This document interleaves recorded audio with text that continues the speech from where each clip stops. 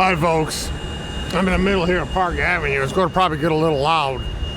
It's a hot day, 95 degrees. I'm finding a little piece of shade. I'm here at 740 Park. This is the richest address in Manhattan. If you live at 740 Park, you've arrived. It used to be the apartment of John Rockefeller II. It was a 26-room apartment. Now it's occupied. His old apartment is occupied by Stephen Schwartzman. It's a name you might know. His truck stopped right in front of us here. But actually 750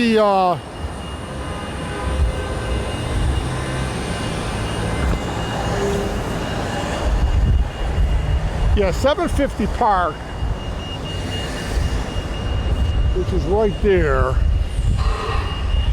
I'm babbling this camera a little. Bear with me a little bit. You're gonna have to bear with me because this is not the best. I'm thinking that's 750. Yeah, 750. 750 got mentioned in the Warren Commission documents, which is next door to John Rockefeller II. Now, that was Uncle George's address, Oswald's best friend. Now here, how many people can count Rockefellers as their next door neighbors? All right. Well, here's 740. Yeah, this was the home of John Rockefeller II, Nelson's father. And he died in around 1960, just before Rockefeller's murdered Kennedy. I don't know how involved he was. I don't know how involved he was. Planning of his. You know, I think the whole assassination plot began in 1958. I believe the Rockefellers were plotting to assassinate Nixon because Nelson Rockefeller was preparing a path to the White House. But it's just, this Uncle George, you know, his name is in the Warren Commission. This address, 750, is in the Warren Commission, and it's next door to the Rockefellers. Okay, what does that tell you? Isn't it funny that all the people connected with the Kennedy assassination all live next door to Rockefellers? That struck you as odd. Now, 750 might have been a mistake. It's possible it was a mistake.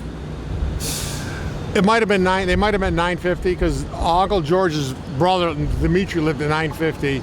But you know, it doesn't make any difference. You know why? Because this was basically the childhood home of Jacqueline Kennedy, Jacqueline Bouvier Kennedy, the first lady. She grew up here. Her grandfather, Thomas Lee, constructed this building. He was a Fifth Avenue developer. He was also director of the Chase Bank. And he helped develop One Chase Plaza, which is the Chase headquarters. A lot of wealthy people, famous names connected with this building. Now, I'll tell you right now, I told you Stephen Schwartzman lives in Rockefeller's old apartment. Now, Stephen Schwartzman was a partner and they founded Blackstone. They worked for Lehman Brothers, which was run out of Rockefeller Center, and his partner was Peter G. Peterson, and Peter G. Peterson lived at 810 Fifth Avenue, which was Nelson Rockefeller's old address. You see, you know, it's always a connection with the Rockefellers. It's always a connection with the Rockefellers. Always is. Yeah, but Jackie Kennedy grew up here. She's the one, well, I say grew up when she was younger, she lived here with her parents. She's the one who named Georgie Marinchine Uncle George. Because Uncle George used to play tennis with the Bouviers at their private estates in the Hamptons. They used to play at the Lasada, which was owned by Major, was his name. Major, they call him the Major. His name was Major Bouvier. Major Bouvier was his name. And he owned the Lasada. George used to go out there and play tennis with, that's where he became acquainted with Jacqueline Kennedy. And I think he also used to play tennis at Lasada, Grey Gardens, which was owned by Jackie's aunt. Never saw the movie, the documentary Great Gardens. Supposedly George had a romantic interest in her at one time. Big Eddie and Little Eddie. Big Edie and Little Edie. Quite a story there. Big Edie was Jackie's aunt. You should watch that movie Great Gardens sometime. It's a documentary. Well, George was out there supposedly. And that's how he became acquainted with the Bouviers. Supposedly it was Uncle George's brother, Dimitri. I'm not sure how, but he was going out there playing tennis. And Jackie Kennedy's stepfather, Janet Lee Bouvier, well, she divorced and she remarried. She married Hugh Auchincloss Jr. And now Auchincloss was related to the Rockefellers. Now, a lot of people don't know how that happened, but William Goodsell Rockefeller and Oliver Burr Jennings, who were standards of power, they were founding stockholders of Standard Oil. They married sisters, the Goodsell sisters. That's how they're related. And Oliver Burr Jennings was Hugh Dudley Auchincloss's grandfather, and Hugh inherited Standard Oil fortune. He was also a Standard Oil. He was a lawyer for Standard Oil too. And Jackie Kennedy's mother, Janet Lee Bouvier, married Hugh Auchincloss, who was related to the Rockefellers, to Oliver Burr Jennings and William Goodsell Rockefeller. See, there was two branches of the Rockefeller family. One was John Rockefeller's branch, and the other was William Rockefeller's branch. So these people are more related to William's side of the family. I'm actually here on Park Avenue today. It's 95 degrees. I found this little oasis of shade here. You know, Jacqueline Kennedy should have been seriously questioned about a possible role in her husband's death. But since it wasn't really a serious police investigation, it was just a whitewash cover-up. Like I said, she had a lot of connections to the JFK assassination because she was well acquainted with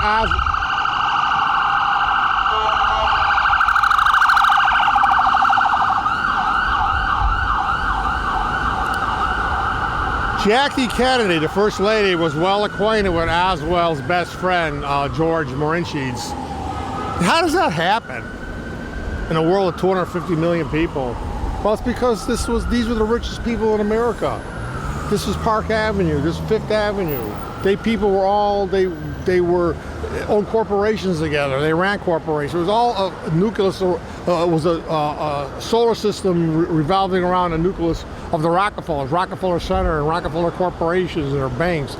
This was the solar system revolving around the Rockefellers. And these people ran the boards of corporations. And then these people partied together and joined social clubs together and played golf together and fell in love and got married. Or got married for financial reasons. I want to rotate this camera a little bit. This hole is really Park Avenue. This is what they call the Park Avenue Cowboys. We're in the pay of the Rockefellers. But I want to show you this thing here. Right here. See this here? I'm gonna try to go in there with my camera. I'll probably get kicked out. You see it? You see it? Right there. Asian Society.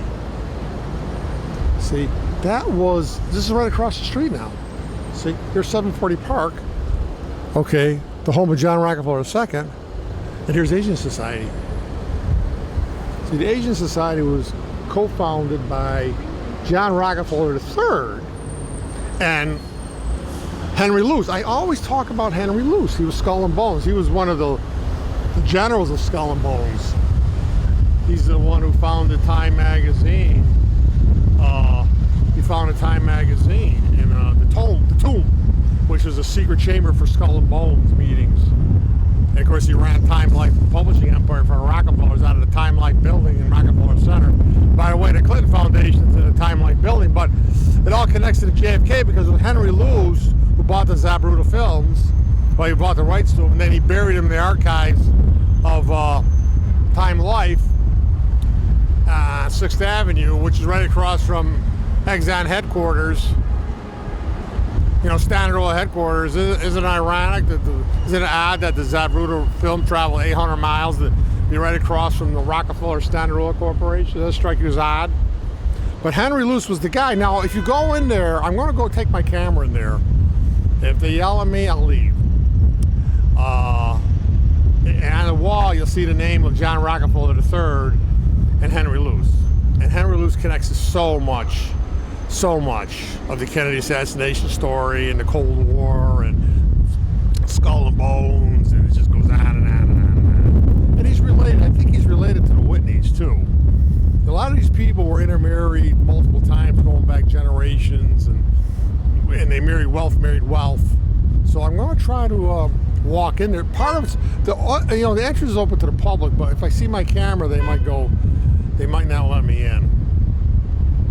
I'm going to try to go in there, and like I say, John Rockefeller III and Henry Luce's names are emblazoned on the wall in brass and marble because they co-founded Asian Society. See, John Rockefeller II, he divided up the planet, the globe, into various sectors. He gave Asia to his son John Rockefeller III, and he gave Africa to David Rockefeller, and he gave Latin America to Nelson Rockefeller. Now, Nelson was not his father's favorite son.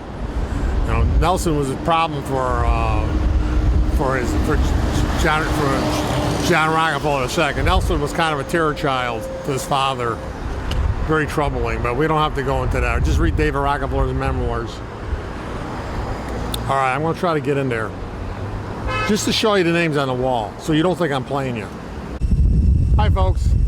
I'm back. I'm on my hands and knees now. I'm in the middle of Park Avenue. This police car here is just coincidental. I don't know what's going on here, but it's just pretty coincidental. But this building here, I'm just going to pan the camera a little bit. See here? I see where the bus is. So you got 1, 2, 3, 4, 5 buildings here. This is what they call the Pine. This is very historic here. The Pine-Davison block. Now all of this has a history to, a lot of history here. A lot of history to the Rockefellers. See, this is what they call the Park Avenue Cowboy area. And believe me, the Park Avenue Cowboys were in the pay of the Rockefellers. I'm playing with my camera here a little bit. Yeah, I'm sitting here on the grass, and I can say this police car is totally coincidental. Hopefully it'll move, but see, John Davison Rockefeller, Henry Davison, Henry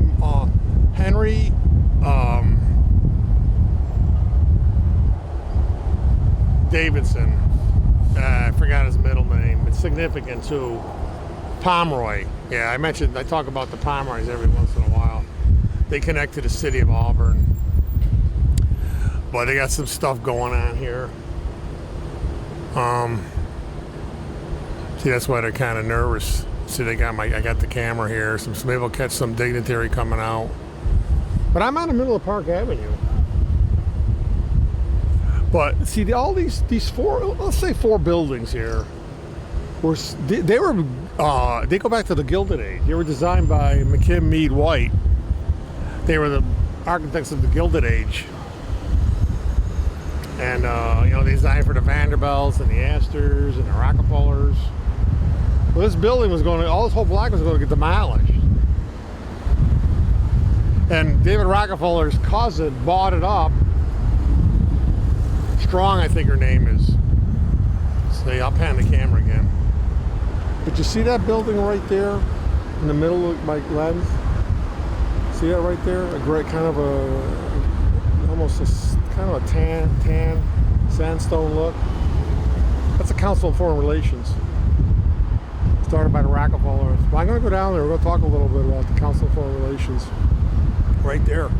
But this block actually, Nelson Rockefeller's, John Rockefeller, David Rockefeller's cousin bought it. Her name is over there on the plaque, but she doesn't go by Rockefeller. Yeah, it's Betsy. She don't go by Rockefeller. She married into some real big South American money. She doesn't. She got rid of the Rockefeller name, but I know it's a Rockefeller. But the history of this land goes back to a man named Moses Taylor, who was a wealthy landholder, close with the Astor family. He owned all this land. You got to do more research. His name isn't on the block, but he really is the origins of all these ear rights and everything. But Moses Taylor owned the ear rights. The Taylor what they call the Taylor Bishop dynasty owned the air rights for the Time Life building in Rockefeller Center. Then again, Henry Luce, I told you, Asian Society, right down the street. I couldn't get in. I wanted to get in. They're locked. They're closed today, so I couldn't get you in there. And I don't think I'd have much luck getting the camera on in there. So that was only a hope. So they're closed today. So anyways, I talk about Henry Luce. See, Henry Luce, Time Life. Then again, the Zapruder film, Time Life, goes back to this block of property here. Moses Tyler, his ancestors, his descendants. The Bishop Tyler dynasty. Now here's where it gets interesting. Uncle George, his aunt, Mary Frances Bishop Taylor. I shouldn't say Tyler, it was Taylor. Frances Bishop Taylor. Moses Taylor. The Bishop Taylor dynasty. They owned a lot of Manhattan real estate. Very wealthy back in the 1800s and before that. I said, Uncle George, Oswald's best friend, his aunt, Nona, was married for a brief while to Francis Bishop Taylor. He's the patriarch of all his wealth. And he owned the air rights for the Time Life building. Then again, Time Life, run by who? Henry Luce, owned by the Rockefellers, but run by Henry Luce for the Rockefellers. David Rockefeller said, all the tenants in Rockefeller Center my father had a close identification with. Which basically means they owned them and ran them. And then they go back to the Zapruder film. It was actually stored there in the archive of the Time Life building. And it was hid from the American public. See, they're telling you they're going to get to the truth. Why is everything vaulted away and locked away behind bars and chain link fence? See, folks, there's no transparency. They're lying to you, they're criminals. And if you look at their behavior, you see what's going on. But this Henry Davison, Pomeroy Davison, was part of the secret this meeting at the Jekyll Island to set up the Federal Reserve Bank. He was part of that. I said, I don't know. The police being here is totally coincidental, folks. I don't know what they're doing. Totally coincidental, but I can't wait till they leave. I'm in my rights here in the middle of Park Avenue, and sunlight's high in the sky. All right.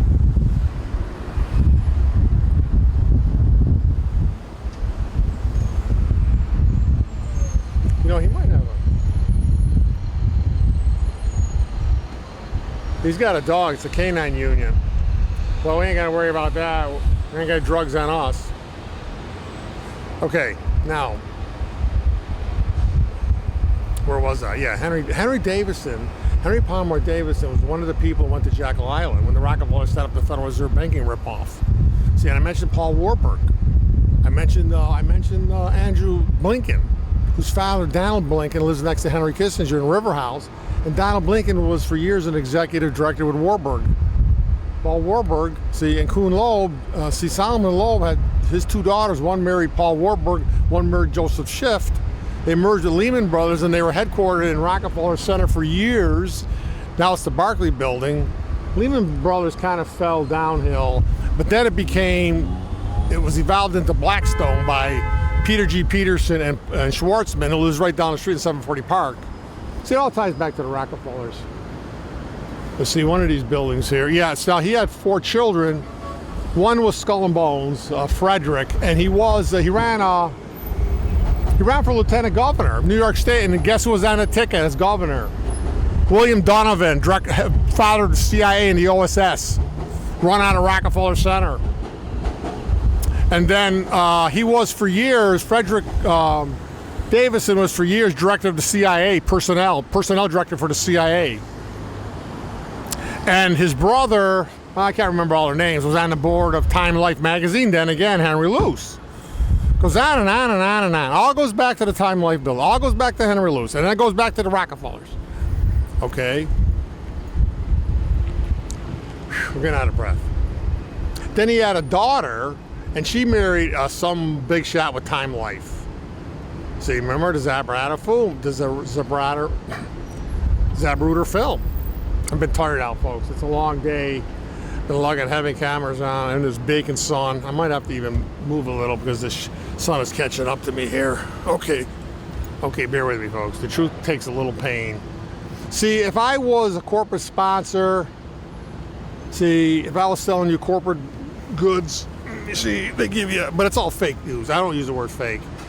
Bogus news, disinformation, and propaganda, and social engineering, and mind control, all, orchestrated by the Rockefellers to pretty much dumb people down to the Rockefeller plantation, make a search on the Rockefeller feudal estate. Yeah, so one son married a Stillman. See, they're related to the Rockefellers because the Stillman are related to the Rockefellers. See, I told you about William Rockefeller. His two sons married Stillman girls. Stillman's ran Citibank, and of course the Rockefellers took it over. See, they were brothers and brother-in-laws at the same time. Who could ever do that other than the Rockefellers? Yeah, that's how they're related to the Rockefellers, to the Stillman family. And I think maybe the Stillman name is on some of those brass plaques. Yeah, like I said, I'm going to show you. I'm going to take a little walk, and what else can I tell you about these people? This Davison. What else can I tell you about this Davison? We got quite a police presence here today. I'm glad the police are on around. There was always talk about unleashed crime here in New York City, but I've been out here several days now, and I see nothing but people about their own business and doing their work and enjoying the city. Kind of a sweltering hot day. But have I covered it all? Yeah, Stillman, yes. Stillman's were one part of, he was the treasurer, one of the Stillmans was the treasurer for Life magazine. Now, how do I know this? Because I saw it in print. When Nelson Rockefeller, in 1942, his cover was on Life magazine. And I went through I call it the credits, the publisher's page. Henry Luce's name is there. And C.D. Jackson's name is there, the Minister of Propaganda. And Rockefeller was on the cover. They talked about Rockefeller Center when Nelson was the coordinator, Mr. Coordinator. And the co-coordinators were John Hay Whitney and Wallace Harrison. I told you about those individuals. Very close to Nelson Rockefeller, probably all involved in the JFK assassination. Yeah, the Stillman. Stillman was treasurer of Time Life. Stillman was treasurer of Time Life. He's part of the wealthy Stillman family. See, they're all owned by see, that's what they do. They own these corporations. See, a lot of this money and wealth is held in trust funds. It's held in 501c3s. It's held in the Chase Bank, see? And because they control these organizations, they control the money. They might not own it, but they control it. See, in wealthy families merge with wealthy families through mergers, through marriages, blah, blah, blah, blah, blah, blah. And they have secret control of all these things. See how it works? And then it goes to the Washington Post. See, it goes back to Newsweek. Newsweek was run by John Hay Whitney. It was run by Vincent Astor. It was run by Andrew Mellon. See, then they merged with the Washington Post. And Ben Bradley came out of the Washington Post. He came over from Newsweek to run the Washington Post.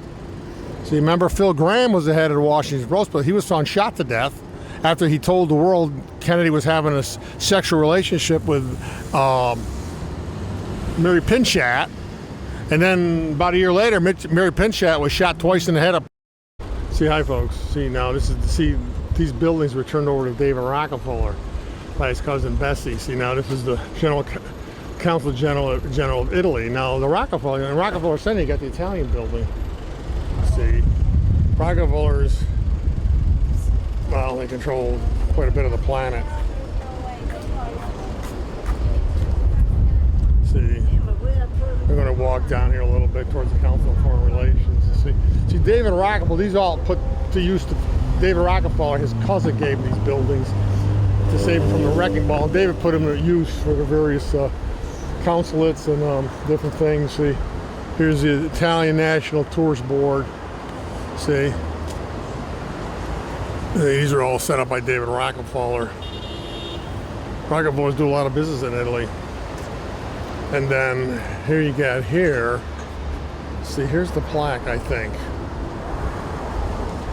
Right here. See, here's the plaque. See, I told you it was a McKim, Meade, White. Now, White trained Wallace Harrison, who's one of Nelson Rockefeller's closest pal, and Wallace Harrison designed the old CIA headquarters in Langley, Virginia. See, now you see here Piercy Pine. I told you about Pine, but they're related to Oliver. They're related to Moses Taylor. They don't go back and, oh, the Spanish Institute now. See, Spain. Well, that involves Cuba. See, but here's her name. The generous action of Marquesa de Sebas. That's that right here. That's her name. That's David Rockefeller. She's a Rockefeller. Marquesa de Cuevas. Cuevas. I don't know, my Latin is all that good. See, acquired this property in 1965 and presented it to the Spanish Institute, saved the building, and actually she presented it to David Rockefeller. David Rockefeller handled all the property. See? But that's, you see that name?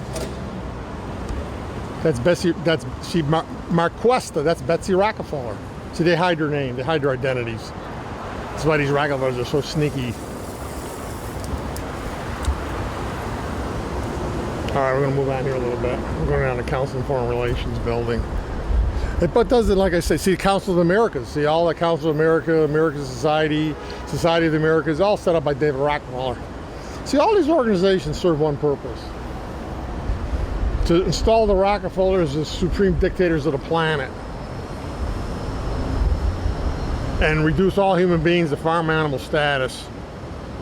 Except for maybe a few rich people like Bill Gates. Because the Rockefellers got to invite somebody to their dinner parties and play golf with them. But believe me, it'll be a very narrow band. Oh, see, they're working there today. Maybe we'll ask them for a tour. Oh, no, you're not. Then I go, oh, yeah, see, you got to have a security card. See, they'll get really nervous today. Yeah, see, the limits, see, they got meetings going on. They won't let me in. They definitely won't let me in. Yeah, they got meetings going here today. You see, they got lights on. See the ballroom lights? See, folks? It's the Council of Foreign Relations. And there's never been a conspiracy theory ever broached that didn't mention the Council of Foreign Relations run by the Rockefellers. See, this was the home of Harold Pratt. Harold Pratt, the Pratt family were major stockholders in Standard Oil. See, and they all had big offices like presidents and directorships and whatever, CEO-ships. This was the home of Harold Pratt's widow. And John Rockefeller bought it from Harold Pratt's widow, and he gave it to the Council of Foreign Relations as a meeting hall. And this is where the Rockefellers served their world interests. A lot of the people come here are people connected with old wealth, though. I mean, Kissinger, of course, would come here, but see the limos here. They're waiting to pick people up. See, they got the lights on. They're never going to let me in. They probably can't believe I'm even here. See, they try to operate in secrecy. I'm kind of like, I like to get in a little cooler spot here. There's so much sun here. I'm going to try to back up a little bit.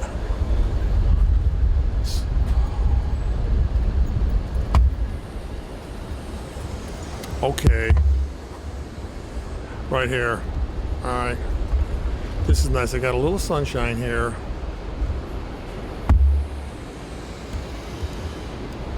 See, they got a guard there. Got a limo going to pick somebody up. So they got some meeting. You can see the lights are on the second floor. Chandeliers are on. But I want to talk about Ham Puppet Joe Biden. And actually, he came here, you know. Candidate Joe Biden came here when the Rockefellers decided to destroy the Trump administration. They selected Biden to be the next president.